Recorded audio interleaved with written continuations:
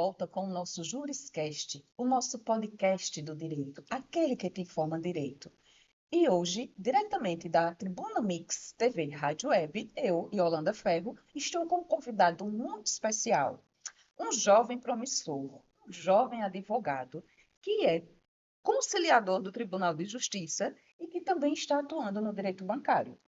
Vou apresentar para vocês Dr. Igor Vitorino.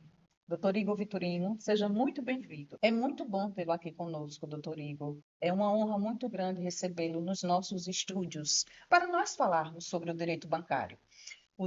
Tirarmos algumas dúvidas a respeito das pessoas que nos acompanham sobre essa questão que envolve o direito bancário em si.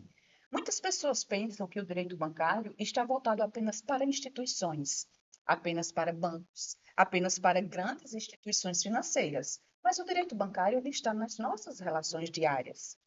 Ele envolve a aquisição de um bem, a execução de um serviço, ele envolve tudo que norteia as nossas necessidades enquanto cidadão, enquanto pessoa comum no nosso dia a dia. E algumas coisas serão esclarecidas aqui para que a gente veja que quando esse direito ele realmente não é exercido de forma legal, quando não tem lisura na cobrança desse direito, nós podemos recorrer ao judiciário, nós podemos recorrer a pessoas que realmente tirem essa dúvida da gente. E falando em dúvidas, doutor Igor aqui, que é um especialista, é um advogado brilhante que está enveredando por essa área do direito bancário, que irá já começar falando para nós o que é o direito bancário, doutor Igor. Veja só, o direito bancário, como você bem falou e resumiu, envolve todas essas transações, seja empréstimo, seja cartão de crédito, seja um financiamento do veículo. Então, o direito bancário ele está no dia a dia de todas as pessoas, né? Até para receber o seu salário, hoje você tem um emprego, você abre uma conta, então você já está envolvido com o direito bancário, né? Então, basicamente, pegando aí o gancho que você já resumiu aí de direito bancário, é isso. Tudo isso, doutor Igor, envolve as relações financeiras. E nessas relações financeiras, nós, seres humanos, portadores de necessidades diárias de consumo, vivemos em um país consumista, em um país capitalista, então nós estamos atrelados a essas questões de transações bancárias, né?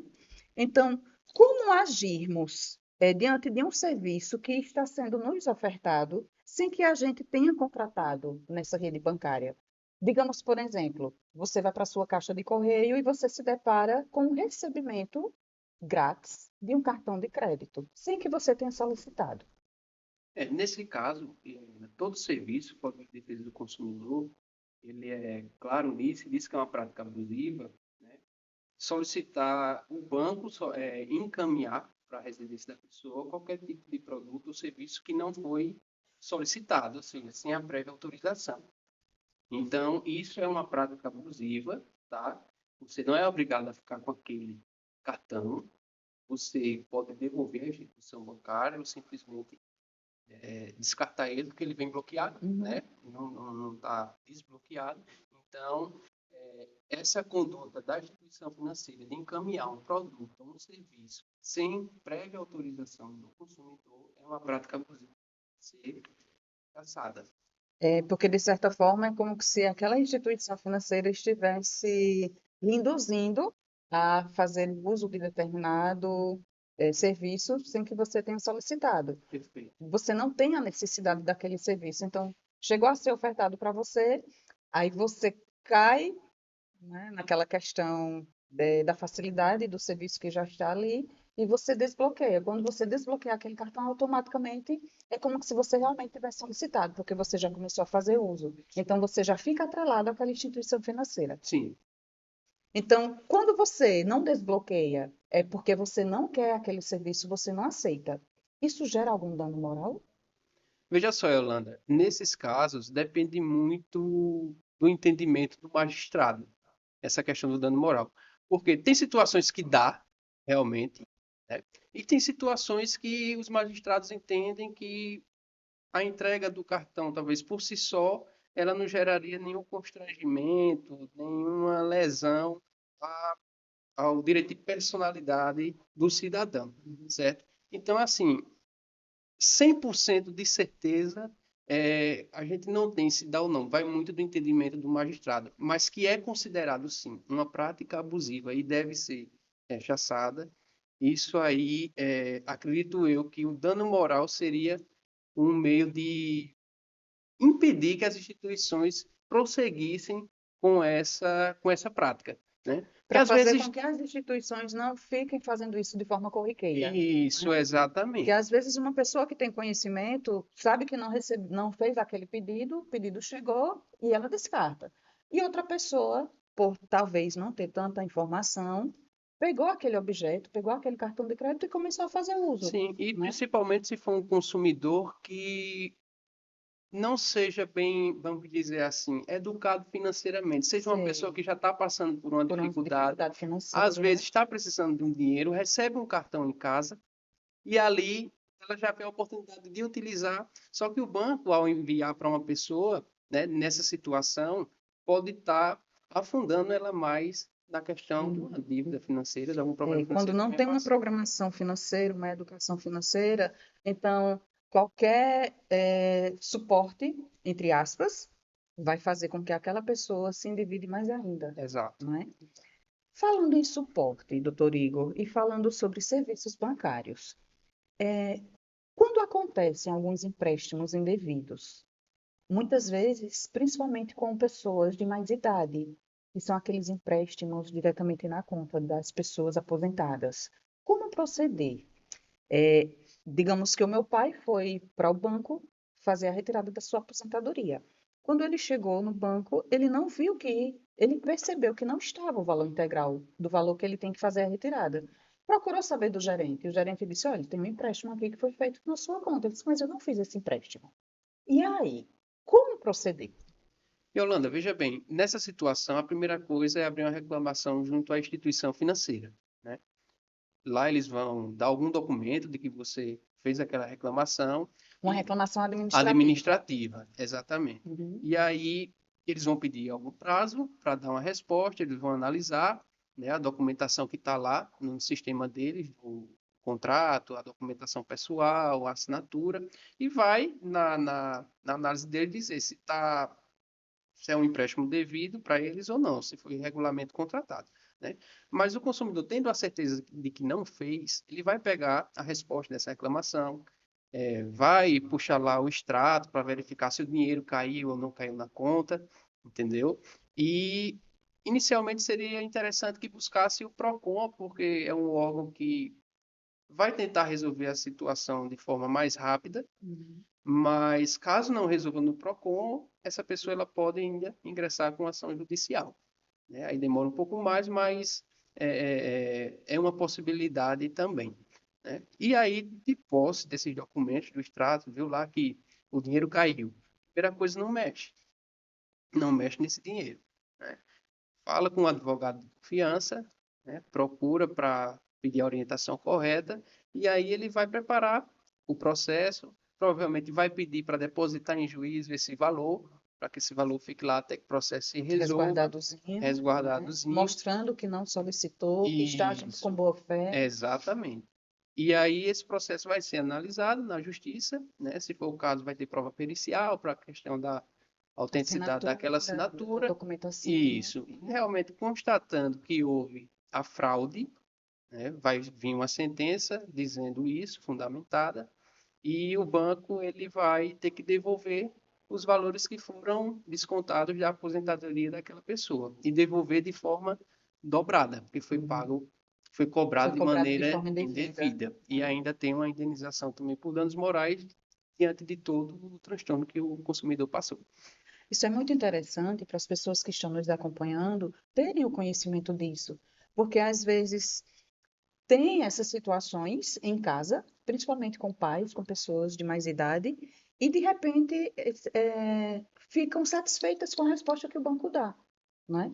Mas é bom que a gente esclareça que pode procurar o Procon, que pode procurar um advogado de confiança para resolver essa questão, procurar saber de onde aconteceu esse ilícito, de onde esse ilícito surgiu e reparar esse dano, porque isso é uma fraude bancária, Sim. não é? Às vezes acontece, ó, pegando o gancho, da pessoa não perceber na hora também que que aquele dinheiro entrou, que é de empréstimo. Às vezes essa pessoa percebe muito tempo depois. Isso não significa dizer que não tem solução para o problema dela, certo? Porque às vezes é uma pessoa que pode não acompanhar a sua conta diariamente, pode Exato. não acompanhar a Às vezes movimentação bancária. movimenta também demais e Uhum. acha que é dinheiro de outra coisa, Sei. entendeu? De outro serviço, entendeu? Então, é bom ficar na alerta e estar sempre acompanhando, né, suas transações bancárias, porque quando a gente fala em questão de direito bancário, a gente sabe que o dinheiro não fala, mas a gente sempre tem que estar procurando saber onde é que ele está, Isso. né? O ideal é que se consulte ao menos uma vez por mês o extrato bancário, A né? A movimentação bancária, movimentação não é? bancária. É. Doutor Igor, e quando os empréstimos são devidos? Mas muitas vezes acontecem aqueles juros abusivos, sobretudo aqueles que são embutidos, porque às vezes vem um contrato que já é um contrato pronto e acabado, que você não tem o direito de discutir as cláusulas, né? Como a gente proceder em relação a essa situação? A primeira coisa que tem que se fazer, Yolanda, é procurar uma orientação jurídica para analisar esses contratos, né? E verificar realmente se aquela taxa ela está muito além do que, muito discrepante do que o Banco Central determina lá como a taxa média de mercado. O Banco Central ele tem uma, um campozinho lá no site que você consegue consultar as taxas aplicadas mês a mês, né, de anos passados e tal. E aí, você, de posse desse contrato, você precisa verificar quando é que ele foi assinado, a data que foi assinado, e aí fazer uma comparação com a taxa média da época, Uhum. né? E aí você vai verificar se a taxa aplicada nesse contrato está muito discrepante da taxa média, certo? Existe entendimento também do STJ, né, em que às vezes reconhece que se a taxa tiver superior a uma vez e meia da aplicada, a taxa média de mercado lá, já considera abusivo. Sei. Aí já tem outro entendimento também que já considera abusivo quando ela supera duas vezes a taxa média e tem outro que com três vezes a taxa média. Então varia muito a situação. Então é importante que a pessoa procure um advogado da confiança dela, de preferência especialista Uhum. na questão de direito bancário, para que ele também possa analisar como é que vem entendendo o tribunal local, entendeu? Porque varia de tribunal para tribunal, É, doutor Igor. tem, Está tem, variando em relação a isso é, atualmente. é por, São vários entendimentos. são. Tem desembargadores, juízes que entendem que superou uma vez e meia, a taxa média de mercado já está abusiva, certo? Outro juiz já disse que é duas vezes e meia, eu já vi entendimentos nesse sentido, né? E aí é preciso ter esse conhecimento para você ver até a probabilidade de êxito daquela ação, Doutor entendeu? Igor, isso me fez lembrar dos contratos de revisional, de compra de automóvel. Incide nessa questão também? Também. Essa questão das taxas, tem tanto as taxas médias de empréstimo consignado, de Sim. crédito pessoal, de financiamento imobiliário, financiamento de veículo. Então, tudo no Banco Central a gente consegue ver a taxa média à época. A taxa média é uma referência, né? O banco ele não está obrigado a seguir aquela taxa, certo? Mas é um parâmetro, É um parâmetro não para é? você identificar essa questão se está abusivo ou não. Isso é muito interessante porque as pessoas passam a ter conhecimento de como isso realmente funciona no dia a dia. Que às vezes a pessoa está tão atordoada que na primeira rede bancária que entra, vê a possibilidade de adquirir um determinado valor, de fazer um empréstimo, sem pesquisar, sem analisar, né? E quando a gente passa a informação pertinente de forma adequada, as pessoas passam a realmente ter conhecimento e ter consciência de que até para adquirir um automóvel, adquirir um imóvel, adquirir um empréstimo, pode também adquirir de forma consciente, né? De forma menos onerosa possível, Sim. né? Nessas transações que acontecem, muitas vezes os consumidores não são informados devidamente, né? Às vezes não sabem a taxa que está sendo Uhum. aplicada e, como está precisando daquele bem ou daquele Uhum. dinheiro, É aquele firma o socorro contrato. imediato, né? Firma o Exato. contrato. Até ele não tem nem como discutir a questão da taxa que vai ser aplicada por ser um contrato justamente de De adesão, adesão, né? né? mas tem possibilidade, sim, de judicialmente se discutir essa questão da taxa abusiva e realmente constatada essa abusividade, pode lá verificar que você pode ter pago a mais, entendeu? E aí devolver esse valor que você pagou a mais, inclusive também pode acontecer de ser devolvido em dobro e tendo a possibilidade também de ter uma indenização por danos morais. É algo que não é Sempre 100%. que acontece, não Tem é? desembargador que Uhum. dá dano moral, tem desembargador que não dá, que dá devolução em dobro, outros não dão. Até Então porque, varia muito. até porque o direito também é muito É dinâmico, muito né? dinâmico, Vai exato. muito de acordo com a subjetividade do caso, com a particularidade do caso, Exato. com o entendimento do julgador, Por né? isso que é importante a gente estar sempre antenado no que vem sendo decidido no tribunal local. Doutor Igor, outro exemplo é que muitos consumidores eles se preocupam é com o cartão de crédito. Às vezes, quando acontece algum imprevisto em relação à honradez dos compromissos, um determinado indivíduo ele honra os seus pagamentos integralmente todos os meses, mas de repente acontece algum imprevisto financeiro e econômico, sofre um abalo e diante desse abalo paga o mínimo. Paga o mínimo do cartão, que muitas vezes já vem até identificado como uma possibilidade do consumidor pagar aquele valor mínimo.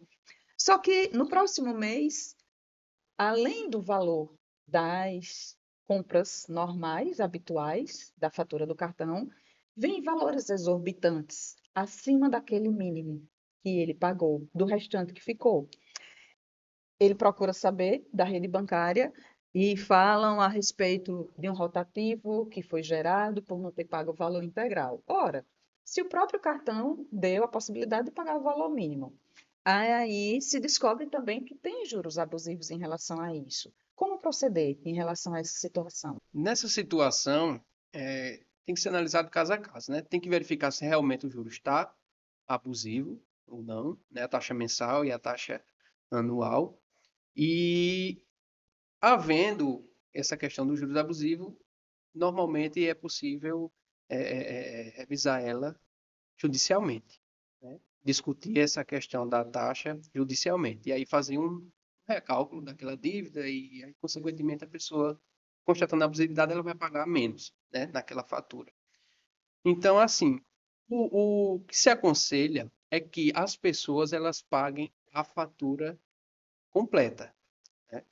Porque o mínimo é aquele valorzinho ali, mas a gente sabe que o juros do cartão é muito maior do que as demais modalidades de crédito, né?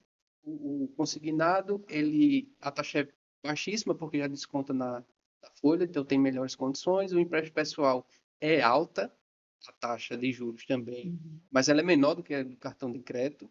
Ela é alta porque debita na conta, então tem um risco de inadimplência, a pessoa pode tirar o dinheiro, o banco não receber, né? E no cartão de crédito é aquele empréstimo ali de dinheiro, querendo ou não, né? À vista. E tem um risco muito maior também de a pessoa não pagar ou pagar o mínimo, né?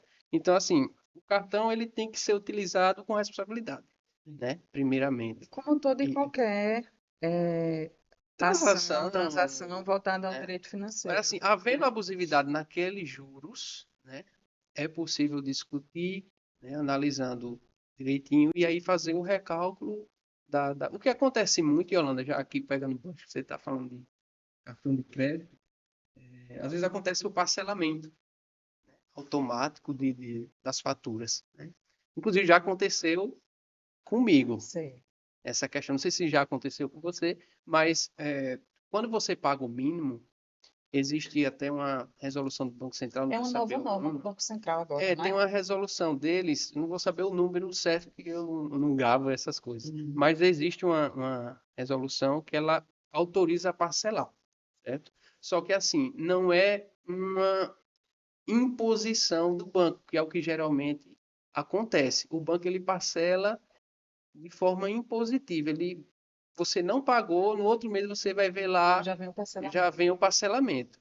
E na verdade não pode ser dessa forma, né? Primeiro, na fatura deve vir discriminando as possibilidades de pagamento daquela fatura, inclusive com outras linhas de créditos que sejam mais vantajosas, entendeu? E aí o consumidor, ele vai ver onde é que, caso ele se aperta ali para pagar, ele vai escolher a modalidade que, que Que lhe... for mais adequada, Isso, né, para sanar exatamente. aquele débito. Mas é necessário que o consumidor ele seja avisado previamente. E isso já tem que vir nas Nas faturas de faturas cartões. discriminadas. Isso, porque se ele não optar por alguma daquelas modalidades, aí sim vai incidir o parcelamento, que é uma questão de para combater o superendividamento das pessoas Hum. e tal. Falando sobre superendividamento, doutor Igor, as pessoas têm o hábito, corriqueiramente, né, de falarem, eita, vai virar uma bola de neve.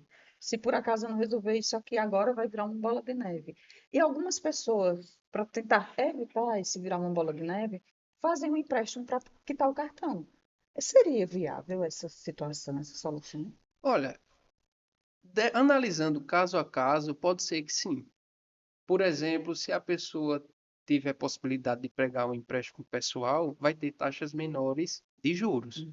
Então, se ele pega aquele valor ali para quitar o cartão que tem taxas muito maiores, e que se ele não quitar vai virar uma bola de neve, a aquisição de um empréstimo com taxas menores que caiba no bolso da pessoa estar pagando mensalmente pode ser uma saída, uma possibilidade sim de quitar as dívidas, Uma viu? possibilidade viável, não Viável, é? sim. Muitas vezes, diante da tecnologia, da praticidade do dia a dia, da correria do dia a dia também, muitas vezes optam por pagamentos de serviços com descontos em contas bancárias, né? Como energia, fornecimento de água, internet, telefone, esses serviços que são ofertados e tem a possibilidade do débito em conta. Então, quando esse débito ele é descontado diretamente em conta, qual seria a, a opinião do senhor em relação a isso? Qual seria o seu direcionamento em relação a essas questões? O consumidor teria que ficar em alerta, teria que acompanhar? Como seria essa questão dessa autorização junto à rede bancária? Veja só, essa autorização é permitido, sim, deve estar em conta, desde que tenha autorização do cliente, do consumidor. Então, cada desconto que ocorre ali na conta dele tem que ter uma autorização prévia. Se não tem, é uma prática ilícita do banco. E aí o consumidor vai ter que ir ao banco, verificar essa situação, pedir para que pare os descontos, entendeu? Mas assim, havendo todo desconto, qualquer desconto que tenha na conta da pessoa deve ter autorização, um contrato assinado por ele, entendeu? Autorizando aquele débito. As pessoas têm que ficar acompanhando os valores, têm Tem, que ficar tem. olhando É se por isso que realmente é está sendo debitado importante de forma acompanhar a certinha. movimentação bancária. Uhum, tá. Doutor Igor, tem muitos golpes no mercado, né? Sobretudo no mercado financeiro. Pessoas que recebem ligações, eh, dizendo que do outro lado estava sendo ofertado algum benefício, em troca desse benefício tinha que fornecer o número do CPF, tinha que acessar a conta, golpes com cartão de crédito, golpes com Pix, golpes com boletos, né? São muitos golpes corriqueiros e até outros mais que a bandidagem está evoluindo também à Sim, medida que a tecnologia também avança, não é? isso. Seria bom que a tecnologia fosse empregada só para o nosso benefício, né? Mas tem aí o direito para nos alertar em relação a isso e tem a justiça para fazer com que esses golpes sejam realmente sanados, né? Mas em relação a um pagamento de um boleto falso, por exemplo, eu recebi, como de costume, na minha residência, um boleto e eu analisei corriqueiramente, efetuei o pagamento e, de repente, ou meu serviço foi suspenso, ou então as cobranças começaram a chegar. E eu informei que eu realmente já tinha pago por aquele serviço.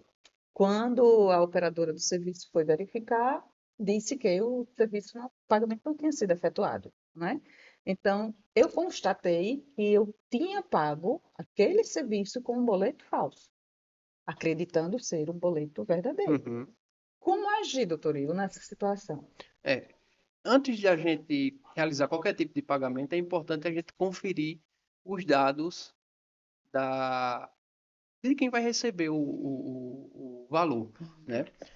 Com certeza, quando a gente coloca lá no celular, vai aparecer que você está pagando e quem está recebendo, Uhum. né? Então, o primeiro ponto, antes de a gente realmente confirmar a transação, é verificar se realmente está indo para a empresa correta, né? Porque às vezes acontece, Yolanda, eu já vi, que não é o CNPJ às vezes, da empresa e é outro nome, entendeu? É uma empresa diversa. Sim, outro Aí, às nome como vezes, a gente fornecedor tá. do Isso, serviço. aí, às vezes, a gente tá no automático, porque confia no que a gente já faz todo Uhum. mês, né? Pagando as contas, e às vezes acaba que a gente, na correria do dia a dia, não acaba não conferindo, às vezes, o real destinatário, né? Mas, para tentar evitar esse tipo de situação, verificar antes se os dados estão certinhos, se é aquela empresa que está recebendo aquele valor mesmo, entendeu? E aí confirmar o pagamento. Mas, realmente você pagou o boleto errado, chegou lá uma cobrança, né? Entrar imediatamente em contato com a empresa, informando a situação, registrar um boletim de ocorrência, certo? Também porque provavelmente aquela empresa vai pedir esse documento para Para analisar a comprovar, né, situação, que realmente você exatamente, pagou de forma devida, exatamente, de forma enganosa, enganosa, né? exatamente. E aí tentar resolver a situação daquela pessoa, sem que ela precise realmente pagar, né? Duas Por duas vezes, né? vezes, né? E mesmo que, por exemplo, acontece muito isso que você falou, estão ligando e estão enviando boletos e o pessoal está muito profissional, né? Uhum. Que você pensa que realmente tá tudo legal ali, você tá pagando realmente para aquela empresa, né? Tá muito profissionalizado o E às negócio. vezes chega também link, né? Por Isso, mensagens, isso, por e-mails, isso. né?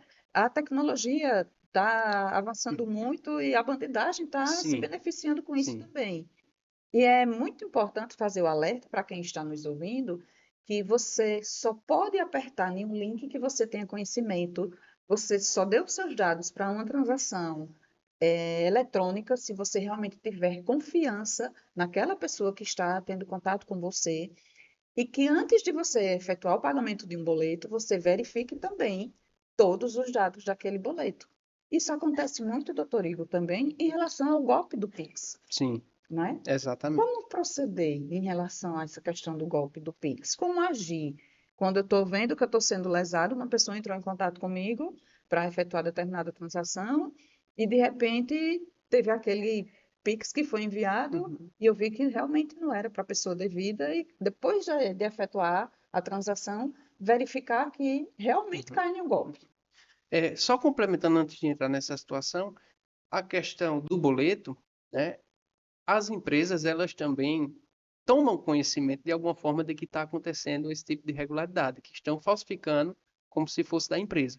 Então, essa empresa, ela deve sim emitir alguma nota no site, algum comunicado, seja, por exemplo, energia, sei lá, coloca alguma coisa na conta de energia, Para alertar para o alertar o consumidor, para que consumidor. outros Isso, consumidores também não isso, venham cair nesse golpe, isso. não venham incidir nessa prática. Exato. Até porque a empresa ela pode ser responsabilizada por essa situação, por esse boleto falso. E aí a Uhum, pessoa pode pedir o reembolso uhum. e também E se por acaso danos ela se morais. omitir também de passar uma informação de Exato, alerta, exato. É né? preciso, tomou conhecimento, a empresa ela tem que ir notificar, dar ciência às pessoas que está acontecendo fraude naquele sentido, ela tem que dizer, provar, inclusive, no processo que veiculou Uhum. essa situação, Essas dando ciência às informações. pessoas do golpe que está Aham. acontecendo, né? E voltando para a questão do Pix, identificou que caiu nesse golpe do Pix, entra em contato com a sua instituição financeira para informar que fez um Pix equivocado, caiu no golpe, e verifica o banco que caiu o Pix para aquela pessoa, para aquele golpista, e liga para aquela instituição financeira também. Tem que ligar para o seu banco Uhum. e para o banco que recebeu o Pix, Sei. para informar que se trata de um golpe. E aí, em seguida, registrar um boletim de ocorrência também. O direito criminal também Sim, auxiliando o direito sim, bancário, sim. Porque né? com certeza as instituições financeiras elas também vão requerer um boletim de ocorrência. E aí vão analisar a situação e constatar ali se vai ressarcir a pessoa, se consegue recuperar o Recuperar o dinheiro. valor, E não né? conseguindo, a pessoa, o consumidor, também pode ingressar com ação judicial requerendo a devolução desse valor, A instituição responsabilizando a instituição financeira. financeira por isso. Doutor Igor, eu não sei se o senhor teve conhecimento, recentemente, hoje é terça-feira, ontem chegou ao meu acesso um vídeo onde uma bancária caiu em um golpe dentro do próprio banco. Um cliente ligou dizendo que tinha feito o Pix e o Pix tinha ido para uma conta indevida e pediu para que ela estornasse. E ela estornou. Aí tem uma questão de segurança no Banco Central quando você também faz uma transação indevida em relação ao Pix. Você vai lá e cancela. Aí esse valor volta para a sua conta. Ou seja, automaticamente é um golpe novo que as pessoas também têm que ficar em alerta sobre isso, têm que se adentrar nessa questão de segurança, que se por acaso alguém ligar, uma pessoa desconhecida, dizendo que fez um Pix de forma enganada, você verificar, realmente. A funcionária do banco falou que o dinheiro realmente estava na conta, que o valor realmente estava lá, e ela estornou, Uhum. né, o valor. Só que quando o meliante, né, ele ligou para o Banco Central, ele apertou no aplicativo de questão de segurança, o Pix que ele tinha feito também voltou para ele, né? Então é uma forma nova que as pessoas estão se utilizando de ferramentas que são para prevenir o cidadão de não cair em fraude, realmente praticar uma fraude dupla. As pessoas, em vez de usar a inteligência para fazer o bem, né? É, Estão porque utilizando para fazer o mal de se usar a todas as inteligência formas. para fazer o mal dá trabalho, por que não usar a inteligência Para para fazer o fazer o bem. bem? Não é? E é interessante, doutor Igor, colocar isso para as pessoas, para que as pessoas tenham conhecimento sobre essas questões, fiquem alerta sobre essas questões bancárias, essas questões financeiras, estejam acompanhando toda a sua evolução, toda a movimentação da sua conta, para que não caiam nessas fraudes. E se por acaso verificar que está tendo alguma fraude em relação à sua vida financeira, para que ela continue saudável, para que ela continue da forma de que você administra, que você vá à sua agência bancária verificar com o seu gerente de forma administrativa. Se não resolver, que você vá ao Procon. Se não resolver no Procon, você procura um advogado de sua confiança. Mas não se cale. Mesmo que você ache que um boletim de ocorrência não vai fazer efeito para aquele seu caso, não se omita, faça, porque o fato de você procurar uma delegacia para fazer um boletim de ocorrência vai abrir precedente para que outros casos que porventura venham a acontecer formem um montante de estrutura probatória para que esses casos venham a ser desvendados, né? Então, doutor Igor explanou para a gente de forma muito brilhante essas questões de direito bancário que estão ligadas ao direito financeiro, que estão ligadas ao nosso dia a dia, né? E em relação a essas questões, gostaria de deixar o senhor à vontade para suas considerações finais, se o senhor quiser colocar mais alguma coisa, se quiser explanar algum caso, alguma história inusitada, a questão de como realmente o direito bancário está sendo desmistificado e como essas ações estão sendo recorrentes ou não, como é que está acontecendo no dia a dia. Fica à vontade, doutor Igor. Obrigado, Yolanda. É uma satisfação estar aqui com você hoje. Agradeço demais o convite, né? Fiquei surpreso assim, fiquei muito emocionado. Você é uma amiga do peito, né? Você é um parceiro de longa data, doutor Igor. Apesar da nossa pouca idade, né? Graças a Deus as energias boas se encontram e a gente vai enveredando, né? Pelo caminho do direito. Exatamente. Então, agradeço de coração, espero voltar mais vezes. E é isso. Obrigado. Ah, nós que agradecemos. E agradecemos, sobretudo, a você que está nos acompanhando, adquirindo conhecimento para aplicar no dia a dia. E você que está aqui no Juriscast, o podcast do direito, aquele que mostra o direito, aquele que ele informa direito, agradece a você que está aí do outro lado da telinha nos acompanhando. Então, passe essa informação para outras pessoas, clica lá no nosso canal, curte e nos acompanha. E até o nosso próximo encontro.